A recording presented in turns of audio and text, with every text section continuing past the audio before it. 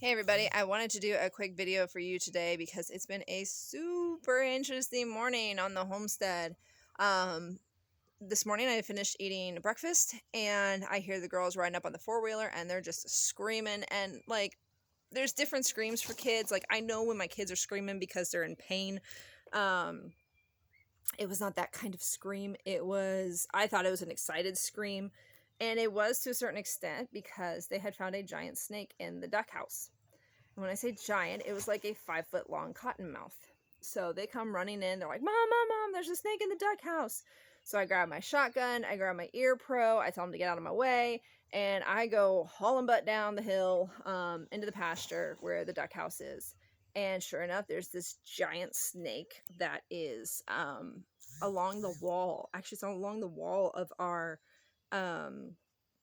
duck house because we made it out of pallets. So it had crawled along the wall. Its head was right above the eggs. It didn't have any eggs in its mouth, and it didn't have any eggs in its body when I shot it. And so something I had to think about, and this is something I want to talk about, is I had to think about not just killing this snake that's eating my eggs, but the fact that it's huge and venomous. I had to think about the fact that what is behind that duck house. Were any of the ducks there?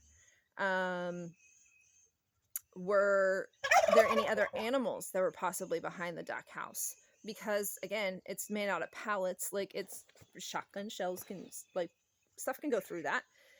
And then I also had to think about the eggs. The snake's head was right above the eggs, so I couldn't shoot the snake in the head, because if I shot the snake in the head, there's a likelihood when the pellets go from the shotgun that I would hit an egg, and they're literally like 5 days from being hatched. So I didn't want to do that. So I shot it towards its middle back end, and there's actually like shotgun holes, not like big giant holes, but where the pellets hit, there's little holes in the duck house now. But I don't care. The snake, its intestines were hanging out. It did go off into the water, but it's dead. Like, it'll die. When half its body is blown open and there's a blood trail going from the duck house to the water, it's safe to say it's going to die.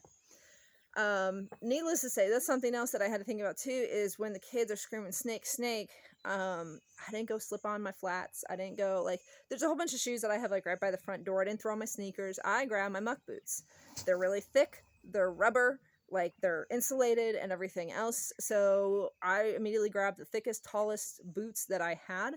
Not that they're snake proof, but they're a heck of a lot harder to bite through than like a pair of flats or a pair of tennis shoes. So that's just kind of things that I wanted to share, to like things you have to think about when you're on a homestead. Is what is what do you do when something like this is going on, and what do you have to pay attention for? Because again, like I said, I had to think about like what animals or what things were around me, because I didn't want to accidentally shoot one of my animals in the process of trying to kill this snake. And so that's just something to think about. Like I said, the snake is dead, and unfortunately I did the count. We're missing 9 eggs. I don't know when that snake ate all the 9 eggs, or if it's even that one snake that's eating the 9 eggs.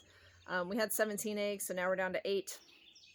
Sucks, but it's part of homesteading. It's part of life. And I told the girls, when they asked me how many eggs we had still in there, I told them there were still 8, and they're like, "Oh no, of course, 9 baby ducks have died."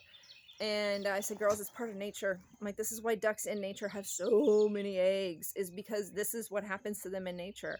A fair amount of them get eaten by snakes or whatever, or other predators and things like that. So it's also a learning lesson for us today on the homestead. But I wanted to share that with you, because I wanted you to think about things like that. Is if you're wanting to get into homesteading, 1, are you willing to go out and shoot some predators? And 2, do you know what to look for and what to do when you are in that kind of situation? And there's things that I could have done that probably could have been better. I realized that I need to practice with my shotgun more, because in that kind of high stress situation, I wasn't as, I'm good with a shotgun, but at the same time, I wasn't as good with it as I normally am when there's no stress involved. So that's something I have to do, is more stress firing. So just things to think about, y'all, and I wanted to share that with you. It's been a super fun day on the homestead, shooting snakes.